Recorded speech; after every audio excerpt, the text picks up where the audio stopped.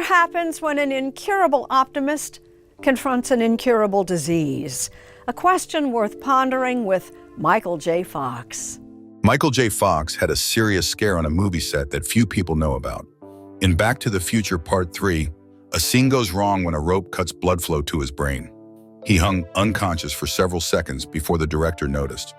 This near-death experience was just one challenge he faced. At that time, he was working long hours while keeping his diagnosis a secret. The stress from both situations almost overwhelmed him. The truth about those years would reveal a lot.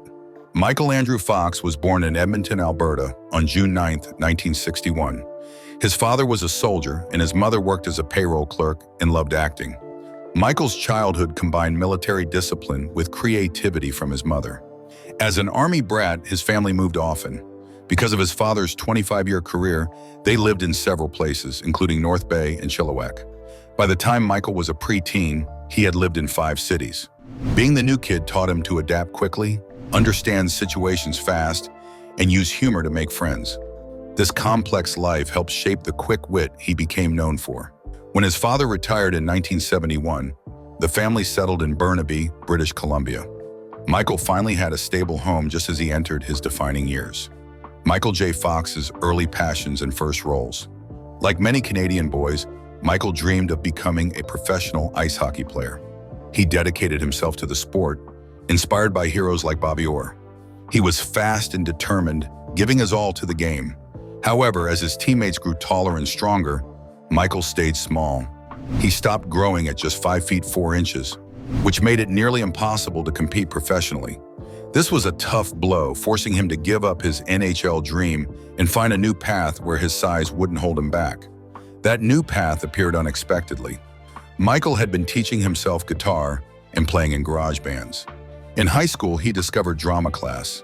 In 1976, at age 15, a teacher saw his natural comedic timing and encouraged him to audition for a new sitcom on the Canadian Broadcasting Corporation. The show Leo and Me needed a small actor to play a 10-year-old boy.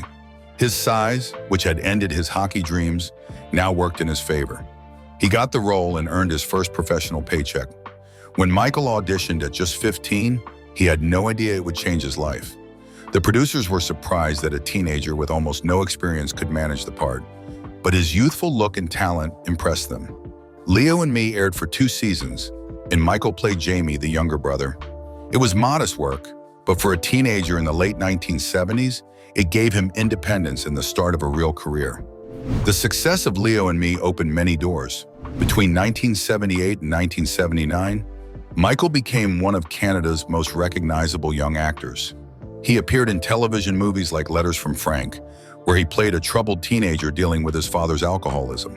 Casting directors began asking for him by name, which is rare for someone so young. He earned about $1,500 per episode, equaling around $6,000 today. By age 17, he was featured in Canadian magazines as a rising star, achieving recognition that usually takes years. In 1979, he took on a role that changed how he viewed acting. He joined the stage production of The Shadow Box at the Phoenix Theatre in Vancouver. He played Mark, a young man dying of cancer. This Pulitzer Prize-winning play addressed heavy themes of mortality. Michael, only 18 at the time, was the youngest cast member by nearly 10 years. The run lasted 6 weeks with 8 shows each week, and he was paid just $200 per week, a significant drop from his TV earnings. However, what he gained was much more valuable. Critics praised his vulnerability and emotional depth, qualities they didn't expect from someone his age. During this play, Michael realizes that acting can be more than just a job. He discovered it could be an art that required honesty and courage. Michael J. Fox's risky move to LA. At just 18, Michael made a bold decision that would change his life. He received offers in Canada, including a role in a new show paying $2,000 per episode, but he chose to move to Los Angeles instead. With only $500 to his name, no industry connections, and worried parents, he faced the harsh reality of Hollywood. His agent warned him that unknown actors, especially shorter ones, often struggle to succeed. Undeterred, Michael found a tiny studio apartment in West Hollywood for $200 monthly and subsisted on bologna sandwiches and generic cereal. Initially, he got a few auditions, but by 1980, opportunities dried up. Bills piled up, and he had $10,000 in credit card debt. His landlord threatened eviction, and he once lived an entire week on just $150, buying only old bread. By 1981, he was in such a tough spot that he sold his sectional couch piece by piece for rent money. Despite auditioning for over 100 roles and facing constant rejection, he felt the pressure to quit, but found himself growing stronger. His first break came with the film Midnight Madness, which opened on February 8, 1980. Michael played Scott Larson, a college kid on screen, for less than 5 minutes. The role paid him $2,000 for 2 weeks of work, just enough to cover his rent briefly.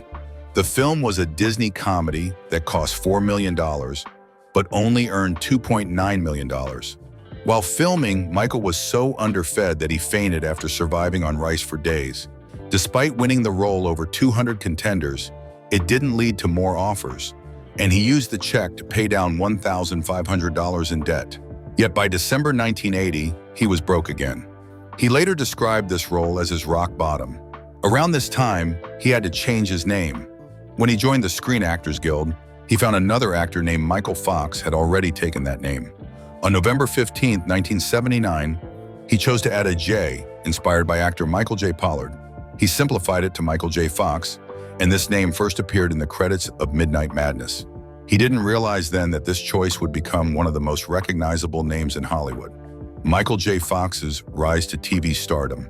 The life-changing call came on August 20th, 1982, when 21-year-old Michael J. Fox, $30,000 in debt and facing eviction, learned he had landed the role of Alex P. Keaton in Family Ties. Earlier, he'd nervously auditioned in May, but a successful callback on June 15th turned his fortune around. He beat out 500 other actors, including Matthew Broderick, and earned $5,000 per episode, $100,000 for the first season, saving him from returning to Canada.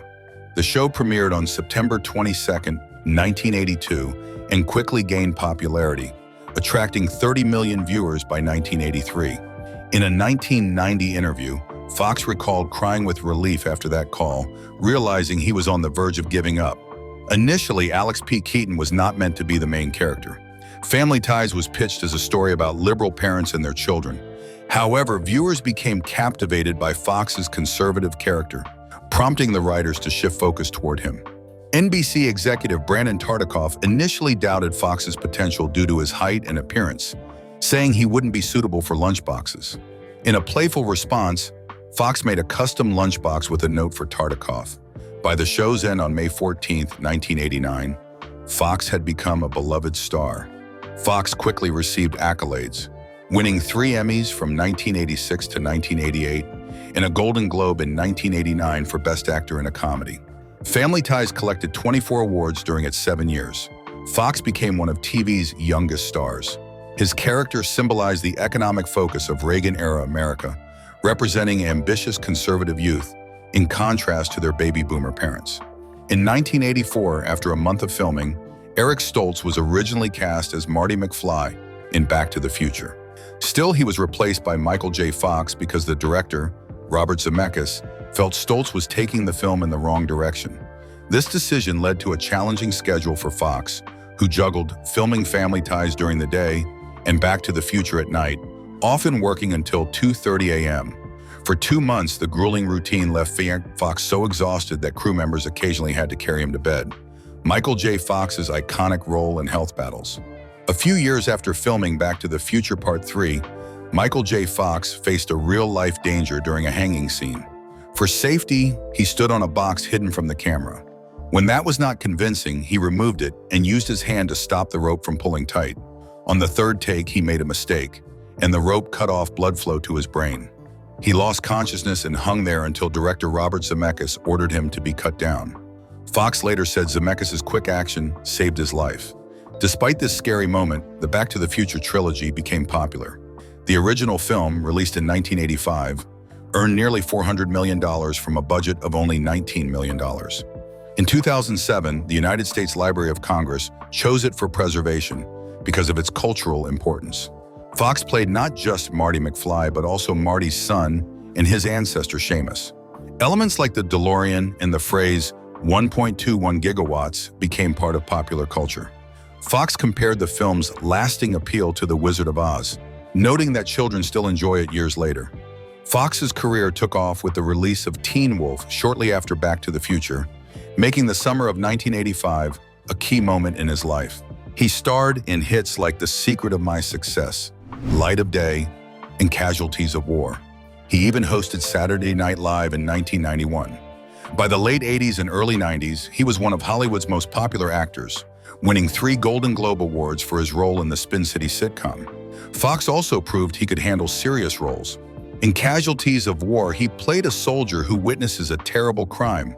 Critic Roger Ebert called it Fox's best dramatic performance. In 1993, he began voice acting, voicing Chance the Bulldog in Homeward Bound, The Incredible Journey, which was a big hit. He later voiced Stuart Little in 1999. By that time, Fox had become a major box office star. His films earned $1.82 billion, ranking him 144th among all actors. Between 1985 and 1991, he starred in 10 feature films and completed 7 seasons of Family Ties, but his health was slowly worsening. Michael J. Fox's Battle and Foundation triumph. In 1991, Michael J. Fox noticed a twitch in his left pinky finger while filming Doc Hollywood. At just 29, he learned he had early-onset Parkinson's disease. This diagnosis shocked him and led him to drink heavily to escape his fears. He struggled to hide his symptoms while maintaining his image in Hollywood. He timed his medication and used items like coffee cups to cover up his tremors. By 1992, the stress of drinking, depression, and worsening symptoms pushed him to his breaking point. With support from his wife, Tracy Pollan, he decided to stop drinking and face his reality, marking the beginning of his journey toward acceptance. Fox shifted to television as his health changed, landing the lead role in Spin City in 1996. He informed network executives about his diagnosis before signing the contract. On December 7, 1998, he publicly revealed his condition in People magazine. This announcement raised awareness for Parkinson's research and brought him widespread support. Spin City became very successful, and Fox won several awards despite his ongoing health issues. By early 2000, the physical demands became too much, and on January 19, 2000, he announced he would leave the show.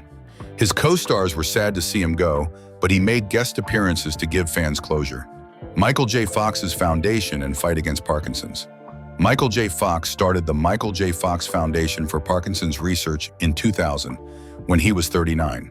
He had been living with Parkinson's since 1991. The foundation quickly became a significant force in changing how Parkinson's research is done. By 2006, it was the largest private funding source for Parkinson's research. The foundation carefully chooses which projects to support and gives money directly to scientists who show the most promise. By 2022, it had funded more Parkinson's research than the U.S. government. As of 2023, the foundation raised over $2 billion, making it the biggest nonprofit supporter of Parkinson's research globally. In 2024, community fundraising efforts brought in a record $53 million. One highlight was a group of 4 men, including a person with Parkinson's, who rode bikes over 2,800 miles to raise $41 million. In 2023, researchers discovered a new test that can detect Parkinson's with 93% accuracy. This test changes the way clinical trials are conducted, making them faster and cheaper. Even as his symptoms worsened, Fox continued to act and won Emmy Awards for his performances. He later became a successful author, beginning with his best-selling book, Our Lucky Man. His recent memoir openly discusses his struggles with Parkinson's, including surgeries and daily challenges. Fox is set to return to TV in 2025 with a guest role on Apple TV Plus's Shrinking, Michael J. Fox's 2025 Medal of Freedom, and new projects. On January 4, 2025, Fox received President Joe Biden's Presidential Medal of Freedom at the White House. He was one of 19 people to receive this honor that year. The White House praised his strength and support for those with Parkinson's, noting that his foundation has raised over $1.75 billion since it started. In his speech, Fox thanked patients, families, and researchers for their efforts to find a cure. The ceremony included guests like Denzel Washington and Bono. Later in 2025, Fox surprised fans by returning to acting in Season 3 of Shrinking. This was his first TV role since The Good Fight in 2020. The show features a character with Parkinson's, played by Harrison Ford, and the cast worked hard to support Fox on set. In October 2025, he will release his fifth book, Future Boy, Back to the Future and My Journey Through the Space-Time Continuum. The book celebrates the 40th anniversary of Back to the Future and focuses on his experiences in 1985. It includes new interviews and stories that have not been told before.